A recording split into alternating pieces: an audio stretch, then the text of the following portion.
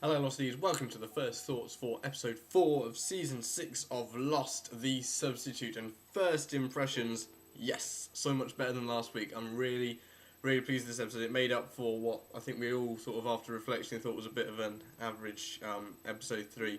This was so much better. It told us the story of Locke, and I have to say, before I do anything else actually, my favourite scene probably from the whole of Lost so far occurred in this, and that was seeing Benjamin Linus as a European history teacher.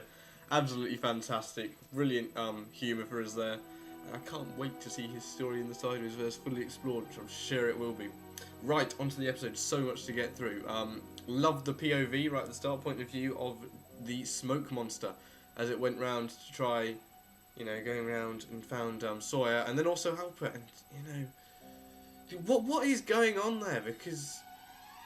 do we trust Man in Black or Smoke Monster or Locke or whatever you want to call him? Because he's going on saying that if he had been in charge and not Jacob, he would have told Alpert what was going on. Alpert's clearly been doing this blindly for years. But even now, he still has faith in him because, is Man in Black lying with everything he's saying? Maybe he is, but he tells Sawyer, of course, that he will tell him why he came to the island. And in a sense, he did. In a sense, we've got an answer. Now, how this happened, I'm still not entirely sure, but he's there because he's a candidate for the island. He's a candidate. He's number 15, I think it was Sawyer's one. I can't just remember all the numbers, but we see them on the wall. 6 candidates, all with each of the numbers, which is great to see them again. I hope we're going to see them fully explored. They were all brought there by Jacob, which is something we all suspected, but, we've seen it confirmed now. They've all been manipulated all their life to get there by Jacob. And, in a way, I kind of liked this confirmation of it, because it's getting a bit of cohesion in there now. So I was starting to think that Season 6 was slipping away a little bit from the rest of Lost. The previous seasons, if you see what I mean. It was introducing entirely new things, but this seems to, stick things together a little bit more. It was great to see Locke off the island again. See what would have happened if he had survived the plane crash. Well, if there hadn't have been a plane crash. Get my head straight. So yeah, it was great to see that. He is still in the wheelchair. He's still a paraplegic. All those things to happen to him, but clearly not by his father, because there was the line, of course, that his father will be at his wedding. So he clearly got disabled in an entirely different way, continuing the whole course correction thing, with the same things happening to these people, but in different ways they're doing it. So that was very interesting to see. I have to say, it was also in a very bad way for me, very humorous to see John Locke whooshing off the top of that ramp to try and jump off, stunt Locke in his wheelchair, but sadly he didn't make it.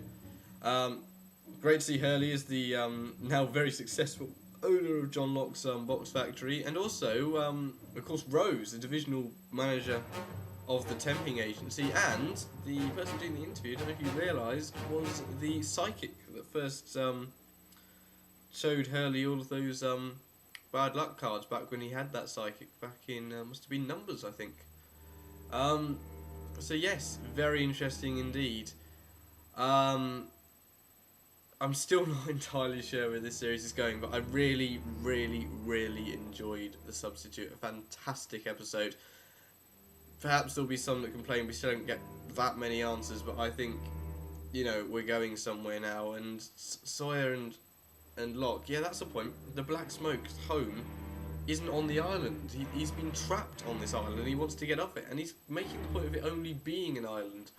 And I really don't know who's good and who's bad here, because the Smoke Monster's making out that he's the good guy, but he goes on about the island not being anything special. It's just an island, and we know that's not true. There's special qualities to this island. Unless, of course, that is all just Jacob.